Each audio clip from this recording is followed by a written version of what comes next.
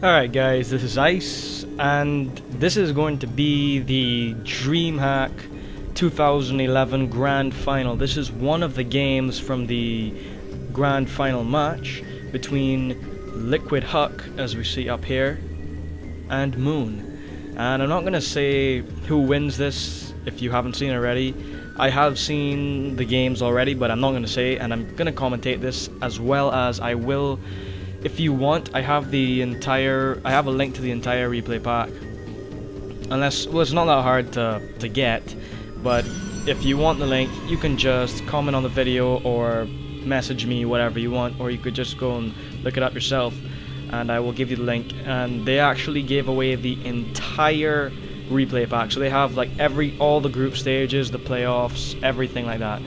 And I'm just going to be casting this game between LiquidHuk and Moon. As I said before, they are the two people who went into the grand finals, and I think Idra was one of the only non-foreign contenders that people expected would have a good chance of winning, and I think he was knocked out by MC. I'm not completely sure, I cannot remember.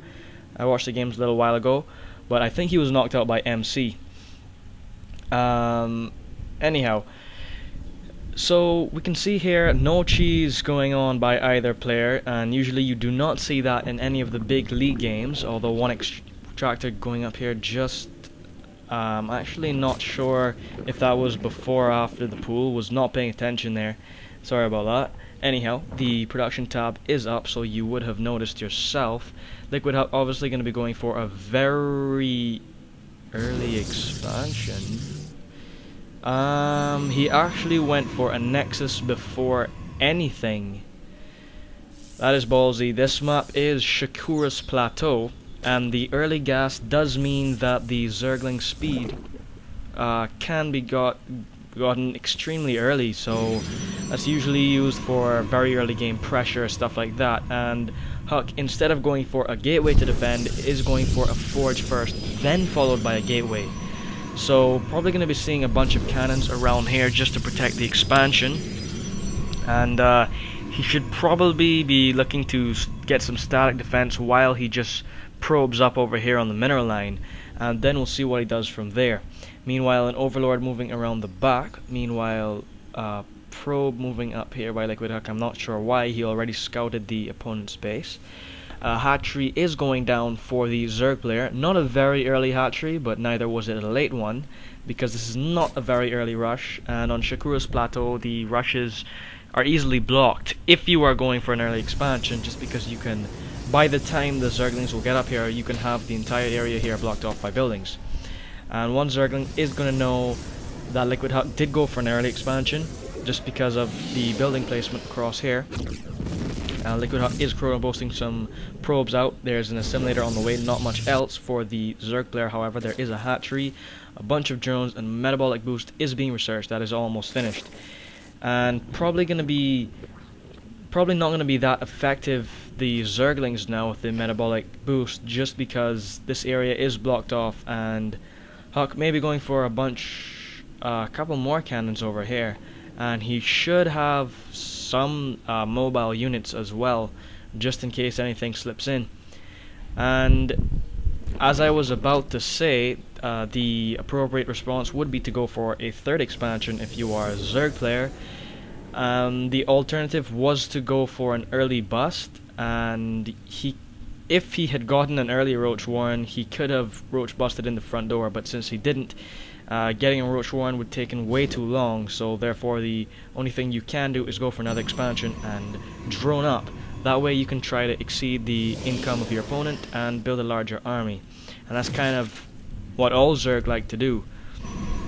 We'll see if either player can put on any pressure though, although it does not look like Huck will be doing anything of the sort. Meanwhile, the Zerg player not getting any attacking units either, mainly droning up in preparation for this expansion, which will be finished very shortly. Two assimilators going up for Huck, so probably going to be seeing a high sentry count, I assume. And that's also good for force fields, just because he has decided to wall himself up in here, and if one of these does go down, he'll have a lot of force fields to use. the Zerg player still getting just a lot of drones, probably going to be transferring a bunch of those over very soon. Meanwhile, and second extractor going up over here. And LiquidHuk getting a crap load of gateways right now. 4 gateways on the way for LiquidHuk, but still probes coming out. And warp gate technology is being chrono boosted out. May go for a proxy pylon somewhere, not exactly sure what he's going to do. And he is going to be destroying his own forge because he did wall himself in. And that's not really, like, some people may think that's kind of stupid, you'd have to destroy your own building, but he probably planned this from the beginning. And just so that nothing would be able to get in here, because the only thing the Zerg player would have had that early was Zerglings, because he did not go for an early roach.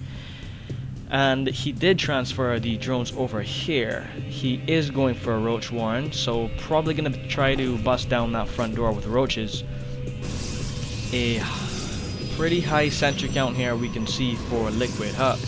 A pylon over here. Huck may be going for another expansion, otherwise this pylon placement would be kind of awkward. Yeah, he is going for another nexus, which is kind of odd actually. You would think that with a whole bunch of warp gates like this, he may just go for like a push or something like that, or maybe go for more warp gates, but no, he is going for another nexus, meanwhile getting blinked from the Twilight Council. So he is really committing to this expansion. If he does manage to get this up and running, I think that he will be in a very good position, especially because the Zerg player has not made a move to expand again, which would have been extremely dangerous for him, because he would have not been able to produce so much roaches. We can see here army size for the players, not pretty even I guess, although probably just barely favoring the Zerg player. The only problem with that is that since there are so many sentries, if Huck can use very good force fields, he could easily split the army in half and he could take it apart very easily. And just scouting in here with 2 stalkers, although the Zerg is gonna clean that up very soon. He knows there is a 3rd expansion for the Zerg. He did not get to see if there was a 4th. Probably should have moved the Stalker up here. And the Nexus just finishing with 2 photon cannons going down at the mineral line. Right near to the gas as well. He is going for a lot of sentries here, just transferring the probes over and warping in a bunch of Stalkers. He does have a forge here and is getting an upgrade. Meanwhile, Spanishiwa is just finishing the roach speed as well as burrow. No, sorry, is that? No, sorry, that was roach burrow, I believe. Oh my god, it was roach speed, I'm sorry. Anyhow, he did research burrow, and here we can see the attack just coming, splitting with the force fields up. A pretty good split. Therefore, not a lot of immediate casualties for the Zerg player. He does, although the force field is not completely blocking, there are a bunch of roaches in the back which are not able to attack, but the stalkers up here on the high ground are doing some damage. The photon cannons probably just a bit annoying, but not going to be able to keep the roaches back for much longer. And the roaches pushing in here through the front. Probes were pulled off the line, however, they are going to go down. There was a robotics facility trying to get out in Immortal, as those directly counter roaches, however, not going to get out in time. The robotics facility does go down, and there are a bunch of stalkers trying to repel the roaches. And the roaches go back to the 3rd expansion, the Protoss. That should go down, unless he just completely decides not to focus on it. And a bunch of stalkers on the ramp, just with some pretty good blink micro, I must say, trying to keep them alive, because he does need a lot of stalkers. He does not have enough. Well, he does have a bit of minerals, but not nearly enough to keep warping in to protect himself. If the Zerg keeps streaming in like this, there are a couple of forces coming from the back. Forces keep on streaming, you can see over here for the Zerg player, just keep on coming across the map, and the Zerg player is taking out the mineral line. There are a bunch of stalkers over here, and that is going to be GG from LiquidHuk.